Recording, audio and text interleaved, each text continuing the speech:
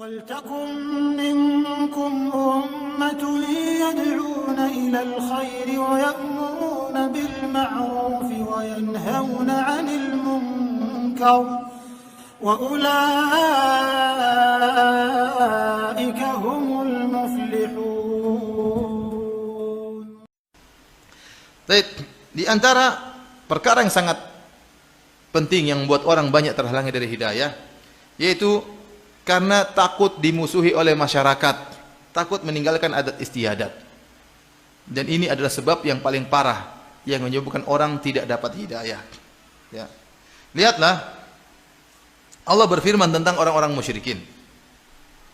Tatkala Nabi SAW mendakwahkan Islam kepada mereka, kata mereka, Inna wajadna aba'ana ala ummah, wa inna ala atharihim muqtadun. Kami telah mendapati orang tua kami di atas suatu jalan dan kami tinggal ngikut saja. Kami tidak ingin keluar daripada tradisi nenek moyang. Kami tidak ingin keluar dari tradisi nenek moyang. Jadi tradisi ini masalah yang buat seorang susah menerima kebenaran. Kenapa tidak ingin keluar dari tradisi? Kenapa kalau dia keluar dari tradisi akan dicela? Dalam ayat yang lain, wa idza qila lahum ta'alu ila ma anzalallahu ila ar-rasul qalu hasbuna ma wajadna alaihi aba'ana. Tatkala dikatakan kepada mereka, kemarilah kepada apa yang diturunkan oleh Allah dan kepada Rasulnya, maka mereka mengatakan cukup apa yang kami dapati ayah-ayah kami. Jadi cukup ajaran ayah kami, sudah cukup nenek moyang kami. Tidak ingin merubah ajaran nenek moyang. Inilah yang menjadikan Abu Thalib tidak mau masuk Islam, karena tidak ingin keluar dari adat nenek moyang. Padahal dia telah berkata, walaqad alimtu bi anna dina Muhammadin min khairi adyanil bariyati dina, walaulal malamatu au hidharu masabbatin lawajadtani samhan bidzaka mubina. Sungguh saya telah tahu bahwasanya agamanya Muhammad adalah agama manusia yang terbaik. Kalau bukan karena takut dicela, kalau bukan karena takut dihina oleh masyarakat, kau akan dapati aku akan terima agamanya Muhammad. Waktu Rasulullah SAW mengatakan, wahai Abu Thalib, pamanku, ucapkan la ilaha illallah, aku akan bela engkau. Abu Jahal mengatakan, satu kalimat saja sudah cukup membuat Abu Thalib tidak beriman. Kata Abu Jahal, atarghabu an millati Abdul Muttalib, kau benci dengan agama nenek moyangmu, kau benci dengan agama bapakmu. Abu Thalib tidak bisa berkutik. Kenapa? Abu Jahal mengingatkan tentang tradisi. Seakan-akan dia berkata, kau ingin keluar dari tradisi nenek moyangmu? Abu Thalib tidak mampu keluar dari tradisi nenek moyangnya. Membuat dia akhirnya meninggal dalam kondisi apa? Musyrik. Karena berpegang teguh dengan apa? Tradisi. Dan ini bahaya seperti ini. Sebagian orang tahu itu tradisi syirik, tetap aja dijalankan. Kenapa? Tradisi nenek moyang. Tidak mau ditinggalkan. Dia tahu tradisi ini salah, tidak, dan meninggalkan tradisi sangat susah.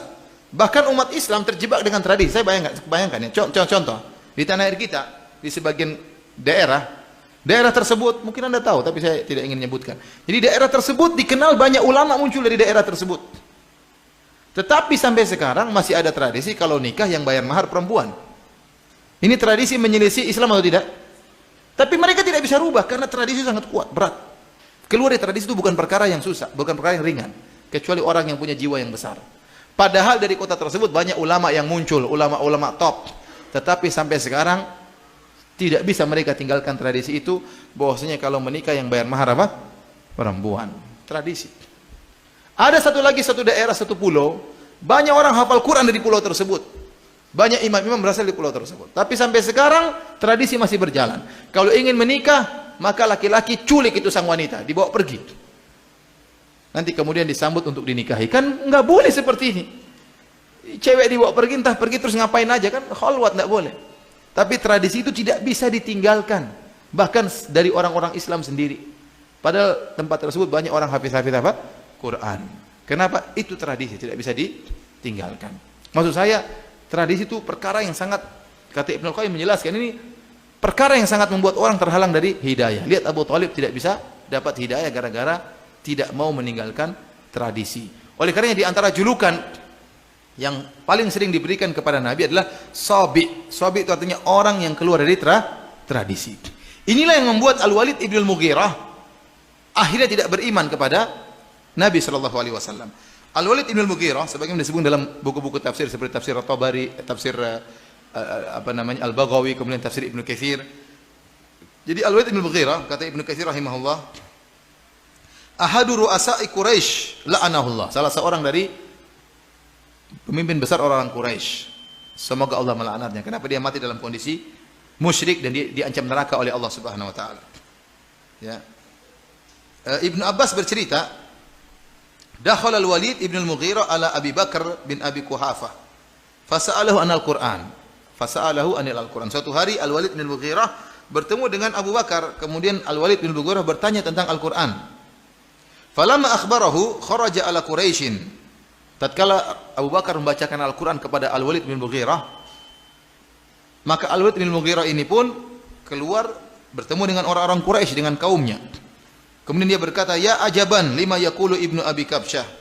Fa wallahi ma huwa bi syi'rin wala bi sahrin wala bi hadi minal junun." Kata dia, sungguh indah ucapan-ucapan yang dilantunkan oleh Muhammad sallallahu alaihi wasallam. Ucapan-ucapan tersebut, lantunan-lantunan tersebut itu Al-Qur'an, bukanlah perkataan orang gila, bukanlah syair, bukanlah sihir.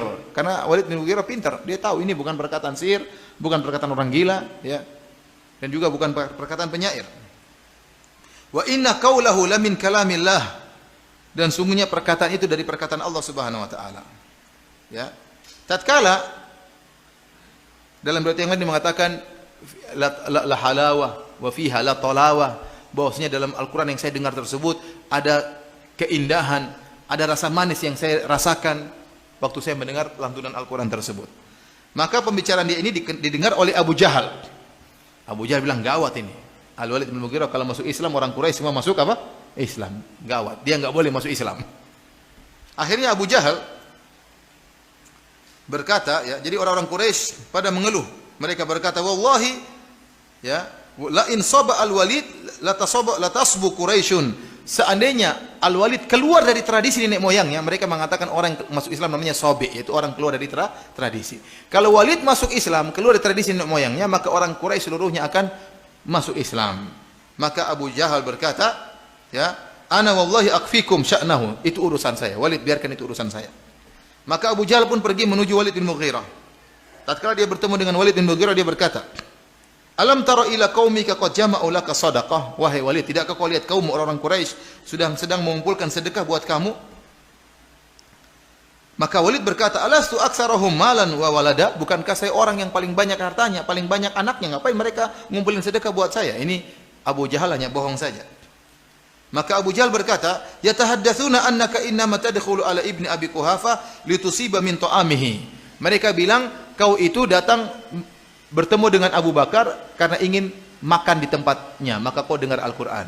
Makanya mereka kasihan sama kamu, maka mereka kumpulkan sedekah untuk berikan kepadamu. Ini hanya dongengan siapa? Abu Jahal, dia bohong. Jadi kata orang-orang Quraisy mengatakan kau tadi dengar Al-Quran di rumah Abu Bakar karena kau ingin makan di tempat dia, makanya mereka kasihan, mereka ingin kumpulin sedekah buat kamu. Maka Walid berkata, aqad tahaddatsa bihi ashirati? Apakah orang-orang Quraisy sudah bercerita seperti itu, menuduhku seperti itu? Fala wallahi la aqrabu ibn Abi Quhafah wala Umar wala ibn Abi Kabsyah. Kata dia, demi Allah saya tidak akan dekat lagi kepada Abu Bakar, dan saya tidak akan lagi dekat kepada Umar, dan saya tidak akan lagi dekat-dekat dengan Muhammad sallallahu alaihi wasallam. Wa ma qauluhu illa sihrun yu'thar. Adapun yang saya dengar itu yang indah itu hanyalah sihir yang dipelajari, diwarisi dari orang-orang sebelumnya. Ya, ini akhirnya dia berfikir. Allah menyebutkan dalam Al-Quran apa? Thumma qutila thumma nadhar thumma abasa wa basar. Ya, akhirnya apa? Walid bin Mughirah akhirnya berfikir, apa yang harus saya katakan tentang perkataan Muhammad? Kalau saya bilang itu syair, maka bukan syair. Kalau saya bilang itu perkataan orang gila, maka bukan perkataan orang gila. Maka dia berfikir. Thumma nadhar thumma abasa wa basar thumma adbara wastakbar faqala in hadza illa sihru yu'thar in hadza illa qaulul bashar. Kata Allah, sauslihi saqar. Kemudian dia berfikir, apa sih perkataan yang cocok untuk membantah Muhammad? Dia pikir-pikir, akhirnya dia mengatakan itu adalah sihir. Kalau saya bilang itu syair, orang Arab tahu itu bukan syair. Kalau saya bilang perkataan orang gila, orang-orang Quraisy tahu itu bukan perkataan orang gila. Supaya benar saya bilang aja itu sihir. Akhirnya kata Allah, dan saya katakan in hadza illa qaulul bashar, ini bukan perkataan Allah tapi perkataan manusia. Kata Allah, sauslihi saqar, saya akan masukkan Walid bin Mughirah dalam neraka saqar. Akhirnya dia masuk neraka jahanam. Tadinya dia sudah mau masuk Islam, namun karena tidak ingin dicela, tidak ingin dikatakan keluar dari tradisi, akhirnya tidak mau masuk Islam. Oleh karena ikhwani fillah azani Allahu ayyakum, ya, hal yang sangat berat yang membuat seorang terhalangi dari hidayah, di antaranya berpegang teguh dengan tradisi.